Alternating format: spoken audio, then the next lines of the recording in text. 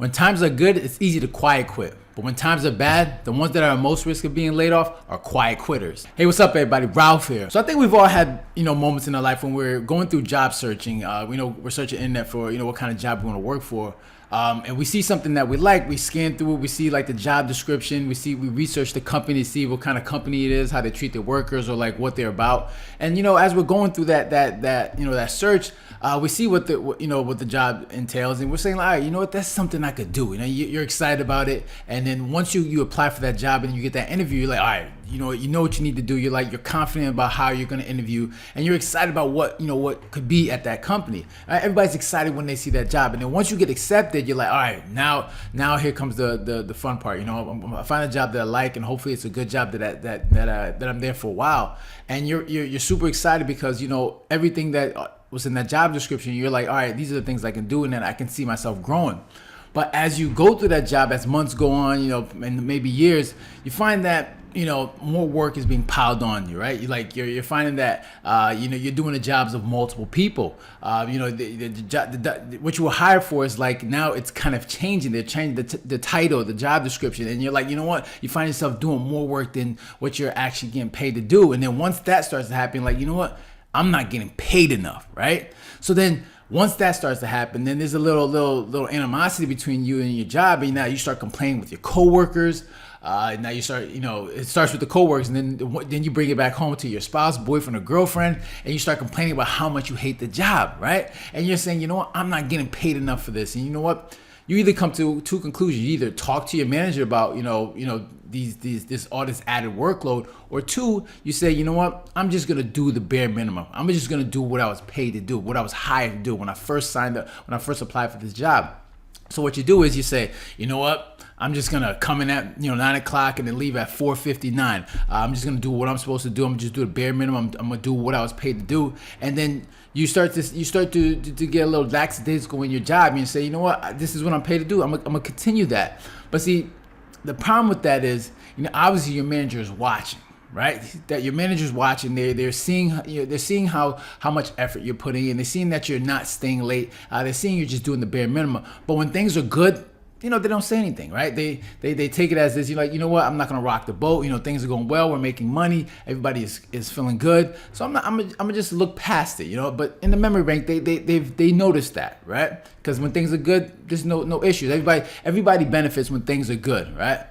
So you don't have to worry about that. So you can do the bare minimum. You can get away with that, and that's what's happening. And that's been happening for a while now, right? This is not anything new. People have been doing this for years, but you can see lately now this thing called quiet quitting, right? This is a new trend called quiet quitting, something that's deemed new, but it's been done forever. But obviously, you're in the age of social media, people are creating trends. So obviously, this new trend is called quiet quitting, where everybody's just basically doing the bare minimum. Right, and people are showing, people are vocalizing this on social media, letting people know that, you know what, this is a quiet quitting check. I'm just going to do the bare minimum. I'm not going to do more than what I'm asked to do, because obviously the workload is too much. I'm doing a workload of 2-3 people, and that's how a lot of jobs are, right? That's how a lot of jobs are. Some people take that and say, you know what, I'm gonna go above and beyond so I can move up in the corporate ladder. And some say, you know what, I'm just going to do the bare minimum because I'm just trying to get paid. I'm just trying to be in and out 5 o'clock. I'm done and enjoy the rest of my life. But like I said, when things are good, that's when it's okay to get away with that. But when things are bad, as is now, when you look at the economy and you're talking about inflation and people are struggling, you have high gas prices, you have food prices going up, everything is going up, right? And what caused this inflation? Obviously, if you look back during the pandemic, everything was shut down, businesses were shut down, supply chains were shut down, and nobody was working. And during this time, as things started to open up, you can see there was, and people were getting back to work. People started to find a new way of living, right? Once everybody started, opening things up, people said, you know what, working from home is not a bad idea. Right, I kind of enjoy it. I like the fact that I don't have to commute, an hour just to get to work. Not only that, but people started to say, you know what, this 9 to 5 thing, I'm just not with it.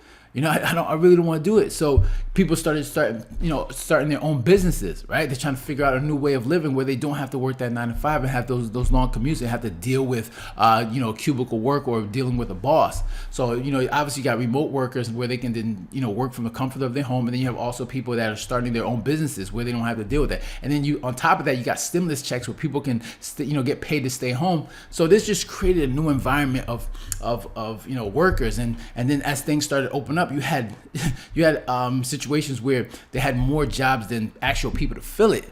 So, they have business open up and they're like, hey, we need workers. They're willing to pay more than minimum wage. They're paying $15, $20, or they're looking to give bonuses. They're trying to give anything they can to incentivize people to work.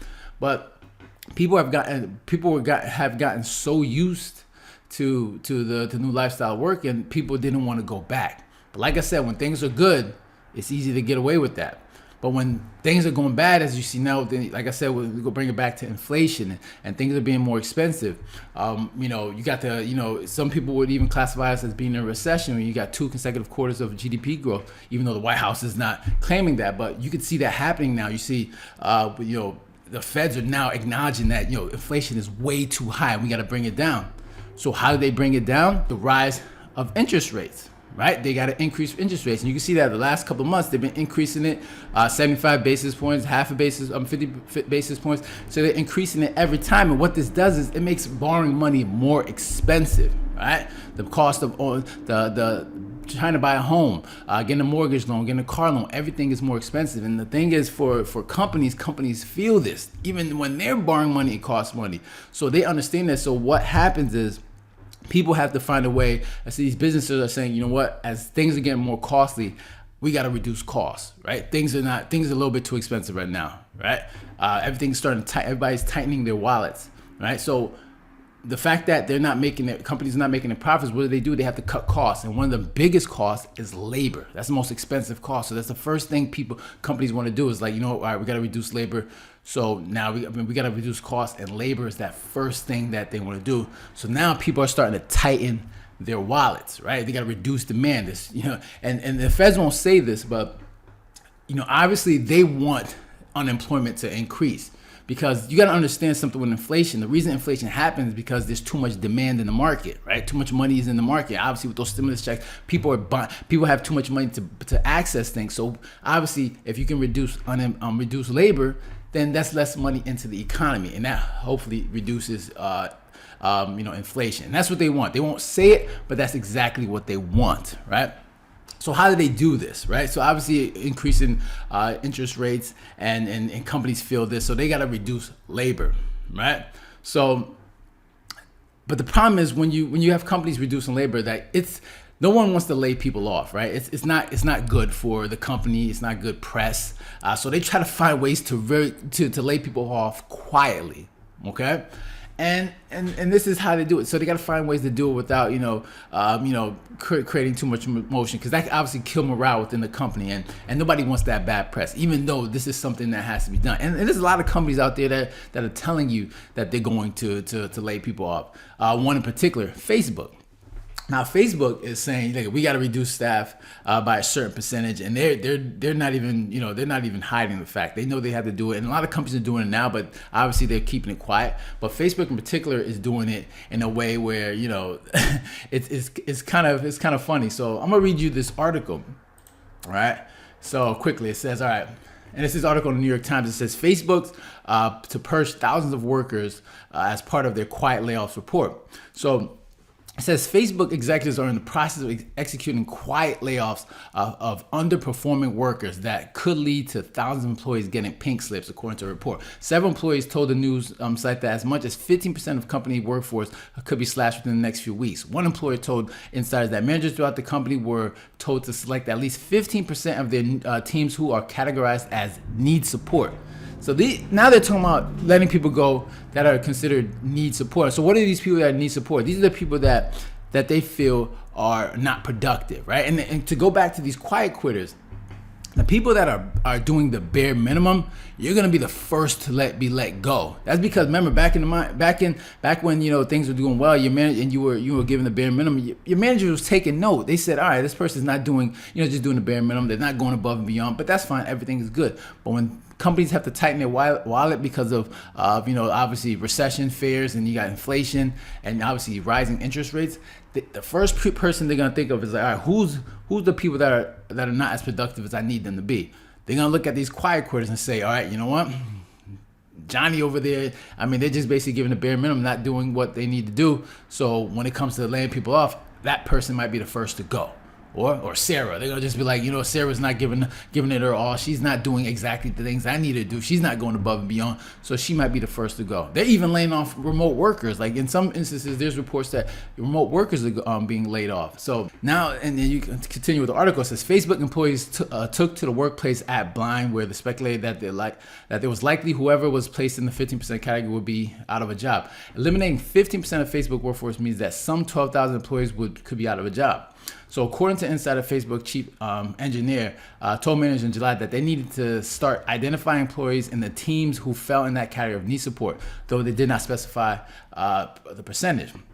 The Post has sought comment from Facebook's parent company Meta. Insider quoted a Facebook employee as saying the management is already telling those who are in the PIP that they need to look elsewhere. And so what is the PIP? It's basically a performance improvement plan, right? So if you look at this part, it says those who are deemed needing support are widely perceived to be falling to meet performance goals.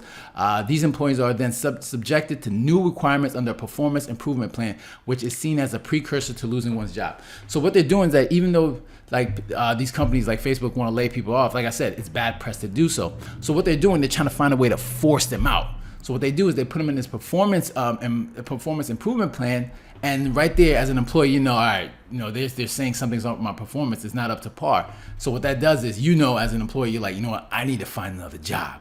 So it kind of pushes them out without having them to lay people off. So I'm sure they do this to a lot of people, and then hopefully a bunch of them get leave without having to get laid off, and then the ones that aren't leaving, they eventually just lay them off. So this is almost a way for them, to quiet fire, right? So this is just a way for them to quiet fire and then let them know.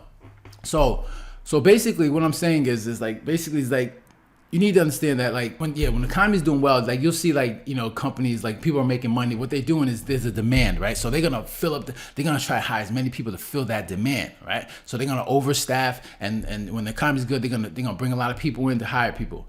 But when things aren't going well, they're going to they got to tighten their wallets. It's time to lay people off, right? They're going to cut staff, and obviously the people that are most risk are those that are underperforming. If you're someone that's quiet quitting, eventually, and your manager is going to see that, right? They notice these things. The first person they're gonna look at is you, right? They're gonna look at the people that are productive, that are going above and beyond. They're gonna keep those people. But the ones that are underperforming and just doing the bare minimum, the first person they're gonna look at is you. So just make sure you understand that you gotta be careful. During times when things are getting tight, and then you have recession fears and people are laying jobs. Obviously, the labor market is still somewhat strong. The employment is still low, but there's a lot of fear that a lot of people are thinking that it's going to get worse as time goes on, especially as the Fed continues to raise interest rates. So something you want to keep an eye out on for. Obviously, during these times, it's never cool for people to lose their job. But if you're someone that's out here doing the quiet quitting thing, that type of behavior eventually can catch up to you, and just make sure you're prepared, all right? So that's all I got for you guys today. If you got any comments or questions, make sure you leave it down below. I'm interested to hear your thoughts on it. So make sure to hit the like button, share, and if you haven't done so already, make sure to subscribe, all right? So you guys take care and have a good one. Later.